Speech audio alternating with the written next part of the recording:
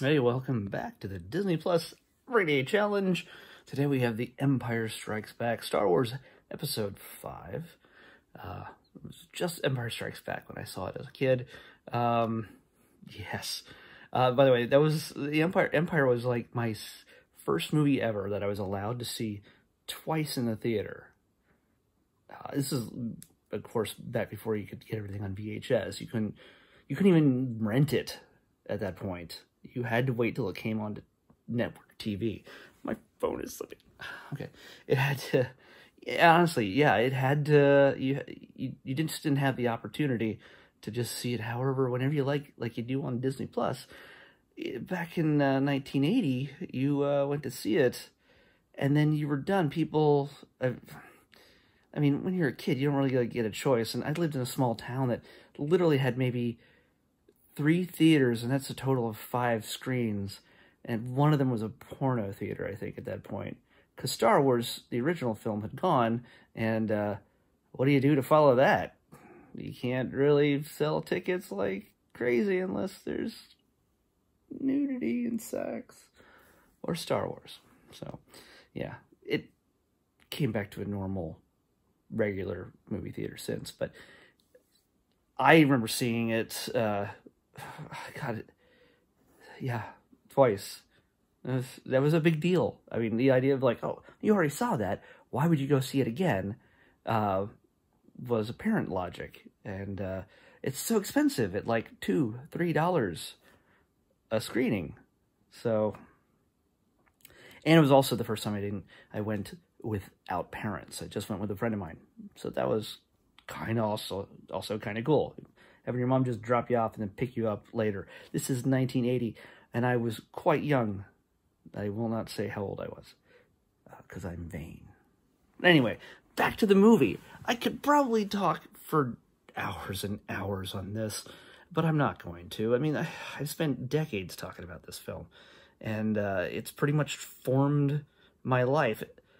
I mean, obviously, the first Star Wars did more than anything, but this movie, you have to understand, is an evolution of how we already understood the blockbuster of Star Wars. It took the risk of not just giving us what we wanted. It had to go deeper. It had to make some choices where it wasn't just heroes seeing an evil, battling it, and defeating it. These guys lost. Empire Strikes Back is all about everything being jerked out from underneath them. The rug just being pulled out from underneath our heroes, and somehow, you know, wondering why or how they're going to move on.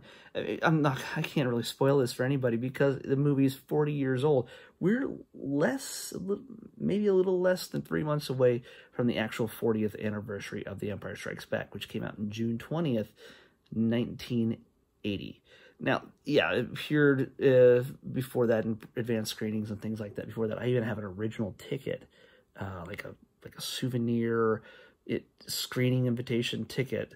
I didn't have it back then as a kid, but it's hanging on my wall. I should have brought that over. Maybe I'll do a screenshot and just throw it over here. I have no idea. But I have a ticket that I was able to get at a convention that showed an invite to see The Empire Strikes Back beforehand, and it's one of my prized possessions. It's because it was in San Diego, too, of all places, so I certainly had never seen Empire Strikes Back in San Diego. Anyway, what this movie did was take what we knew, which was a simple Joseph Campbell, Arthurian legend kind of story, and, like I said, go deeper and fill out these characters.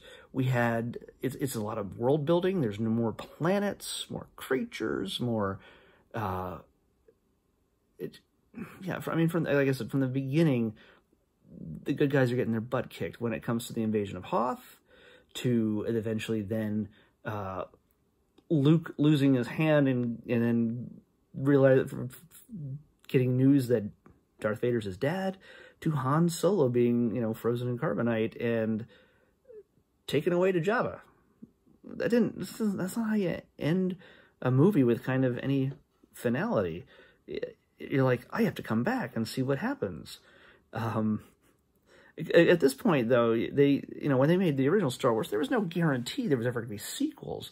At this point, though, good or bad, there was going to be a sequel to The Empire Strikes Back in Revenge of the Jedi, which eventually became Return of the Jedi. But, yeah, I mean, it also added elements of an amoral contingent of the society. I mean, the original film basically had the good guys, the rebels, fighting against them, the Imperials, which was the bad guys, the Empire, and there was very few characters that were involved directly in the story that had a middle ground or let me just stay out of this kind of attitude. We had that in Lando. He was introduced to help out our heroes. He betrayed them because he had really no other choice without losing everything himself. He honestly would have preferred to stay out of everything, but he didn't have the choice when Vader shows up. Well, Boba Fett and Vader. And then you also have, like, the bounty hunters, which are an element that are just guns for hire. They're not fighting for the rebels, and they're not fighting for the Empire. They're getting paid. And honestly, if the rebels decided they wanted to hire Boba Fett, they could have. It's not like Boba Fett was technically a bad guy or boss. Yeah, they're not great people. But, call up Zuckuss and 4LOM. And guess what? Rebels, they might go do a mission for you. But again, they were a shady element. But there's, like I said, so much has been born out of this film. We get to see that not only, the ultimate expressions of good and evil, the sort of the bosses of each side, were Obi-Wan, who mentored Luke, who led him to the adventure, the Merlin to his King Arthur. He was the ultimate good, and he fought the ultimate bad, which was Darth Vader. Turns out, both of them technically had bosses. We get to see Yoda. We meet Yoda for the first time, who is very unassuming, who, you have to understand, in 1980, all we knew was this guy was a Muppet, and it was voiced by Fozzie Bear and Miss Piggy, voice person, Frank Oz. We had no idea what this guy was going to be about. Yeah, he's kind of, first obnoxious, and then he's just like, you know what? No, the whole hope of the galaxy, I'm not going to bother training him. We're done here. And, some convincing, and he eventually does it. Then the Emperor shows up.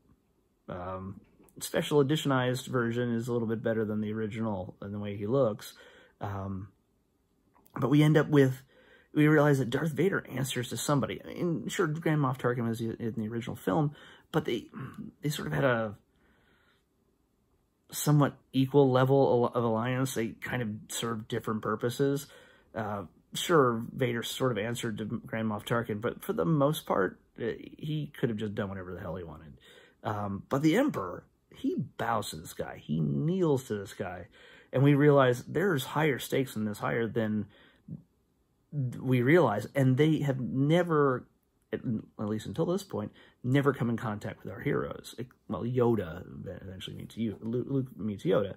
But, yeah, we get to see the stakes raised. So we get let me recap here. We got the amoral elements, which deepens the universe, deepens the character of the universe, making it more interesting and having more nuance than just good versus bad. We get to see higher levels, ranking anyway, of good and bad in this struggle for the soul of the galaxy. We learn that the good guys can lose. That, yeah, I mean, we realize this is a trilogy. And at that point, yes, we all knew there was going to be probably a third one. We were all promised maybe 9 films. Who knows, 12 films. All we had to go on back then, before the internet, was magazines, which mostly sold us lies.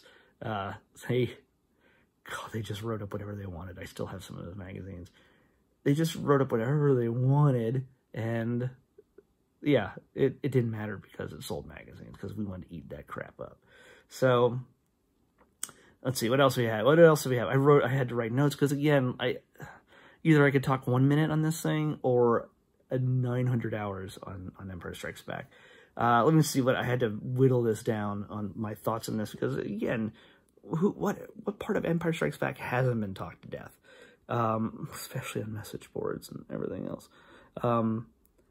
Yeah, it didn't repeat the same story beats as Empire, and as A New Hope.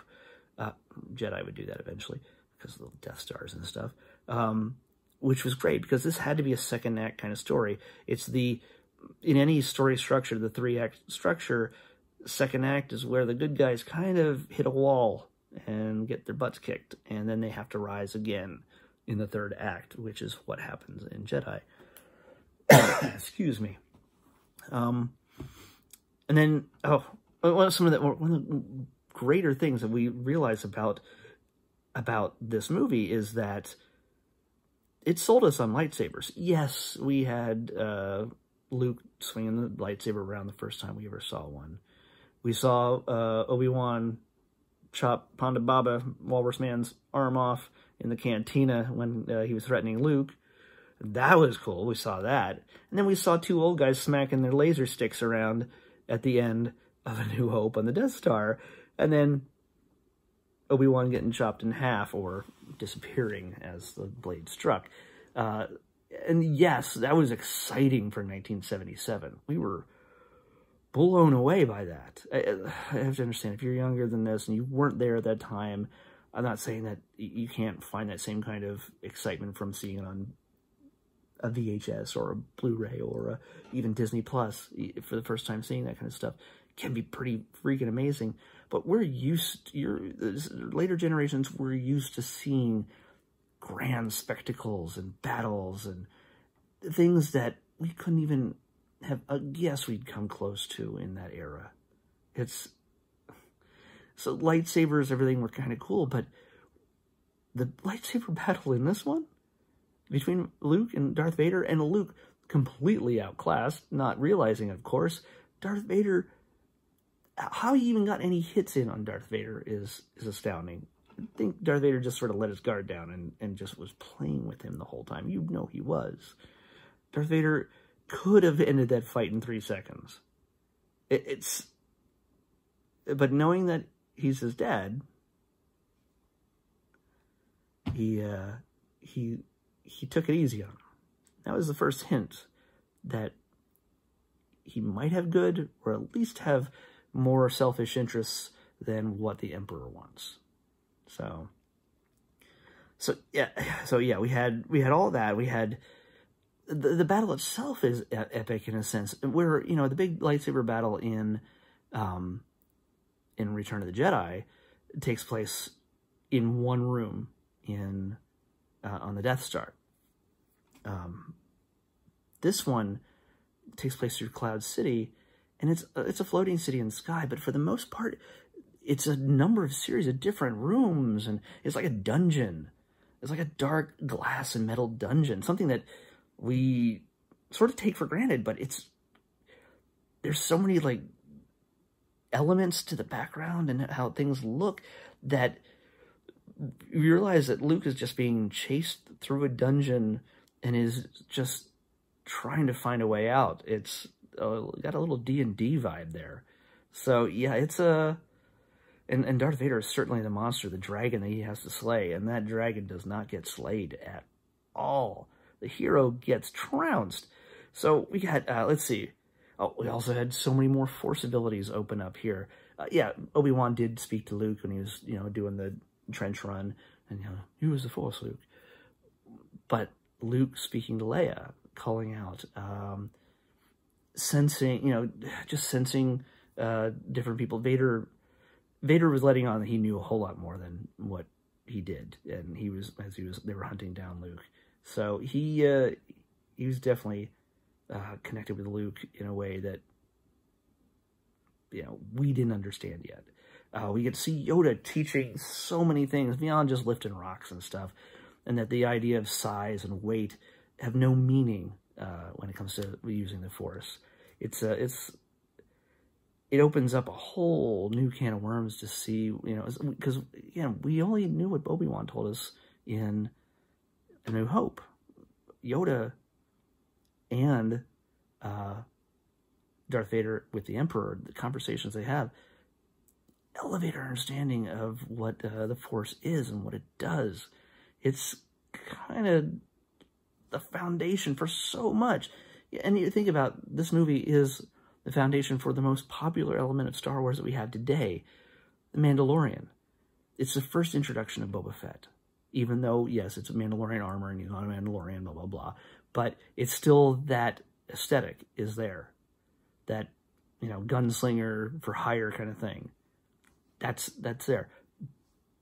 Baby Yoda, the child, the asset. Yoda, the mystery of Yoda is started in this, because where do they come from? Who is he? What type of alien race? It's not necessary to enjoy the story, the film, but it all starts here, where Star Wars had to focus on the rise of Luke Skywalker in his hero's journey. This gets to explore so much more, the supporting characters, and taking them in all sorts of different directions, as well as Luke, because his arc is the center of it all. What else did we learn here? Yeah, we did that, I did that. Sorry, again, I had to check my notes because I have so much to say and not say. Now, there's certain staples that we have in every film that every Star Wars film has to do. Like, you know, we have Disney has certain tropes. There has to be a dead parent, or somebody has to go to or leave Hawaii at some point.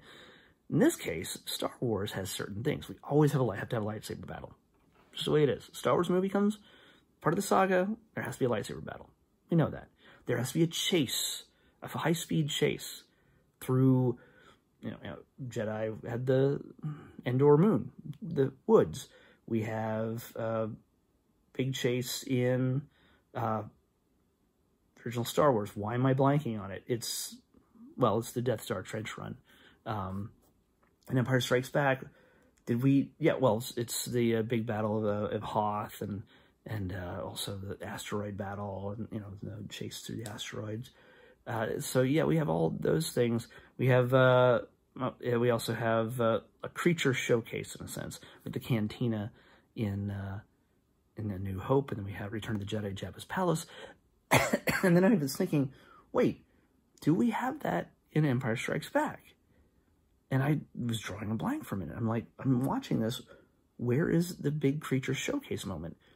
Now, it's not as big as the other two, but it is the introduction of the bounty hunters on the bridge of the Star Destroyer. We get to see Bosk, IG-88, Boba Fett, 4LOM, Zuckuss. You know, and they all got names in this case.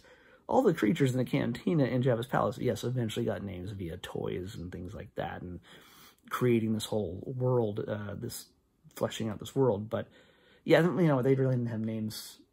I mean, the action figures, again, created names, but for the most part, they were just bounty hunters. But yeah, they were a diverse group of creatures and guys in armor, and droid in 4LOM's case and IG-88's case. So we had that kind of big deal there. That's and also, one more thing, R2 always saving the day. Plugs in, opens the door, or he gets the information, turns the hyperdrive on, all those things. R2 usually always saves the day. So, yeah, it's considered the greatest Star Wars film for many reasons by a lot of people, even bigger and better than the original because of its more simplistic approach. But, yeah, and you can argue that to the cows come home, because there's so many great things about the original, and there's so many great things about Empire Strikes Back that, you know, you can go back and forth forever deciding which one is better. But you know what? You don't have to decide. You can just enjoy them. And if arguing which one's better makes you enjoy them more, then keep doing it. I don't care. It's great.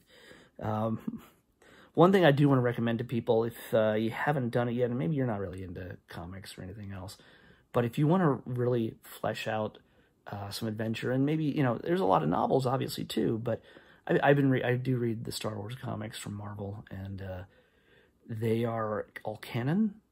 The most recent, the first story, first arc of just Star Wars comics, which went for like 60-some, 70-some issues, bridged the gap between the original Star Wars and Empire Strikes Back. And now they've rebooted this series just literally 3-4 months ago. And we now have Star Wars the comic goes from the moment Empire Strikes Back ends, with them on the Millennium Falcon escaping Cloud City, the hyperdrive, Luke with one hand. Basically everything goes from there, and it will lead up, by the time this series ends, it will lead up to Return of the Jedi, what happened from the first moments of Return of the Jedi. So they're really fun to read. The Darth Vader also has his own series, which just shows how badass he is. And has some huge twists and turns in it that you're not expecting, but really help delve into the character. If you get a chance, and whether you're interested in getting the individual comics, or you'd rather just read the traded paperbacks or the omnibuses, they put them in big hardbound collections eventually. They're not cheap, but they're well worth the money if you can find them on sale, especially comic shops. Search for your local comic shops, see if they have them, and you can buy a trade paperback which has like 5 or 6 issues collected in them at a time. Yeah, you might be able to enjoy it that way. It's some fun stuff, especially if you're a Star Wars fan and you haven't taken part in the comics. I highly recommend them. They're always good fun, and we got some good writers on those books. Charles Soule is one of those writers. He killed Wolverine, and then also brought him back from the dead. Let's pick tomorrow's Disney Plus Every Day. We spent really a long time. This might be my longest one. $3.91. Back in the 300s again. $3.91. Oh, come on. I hate when this thing just... It wasn't that long ago that I had you open. You don't need to kill yourself. Please don't kill yourself. $3.91. Okay. $3.91. It's a series. Might be a little... I don't know what kind of series, if it's shorts or if it's what. But it's a series. And here we go with my friends Tigger and Pooh. My friends Tigger and Pooh. So we'll have a little fun with, I've already forgot what the name of that little neighborhood is called. Anyway, hang out with Tigger and Pooh, my friends, on the Disney Plus Everyday Challenge. I'll see you back here tomorrow, and we'll talk about it. Bye-bye.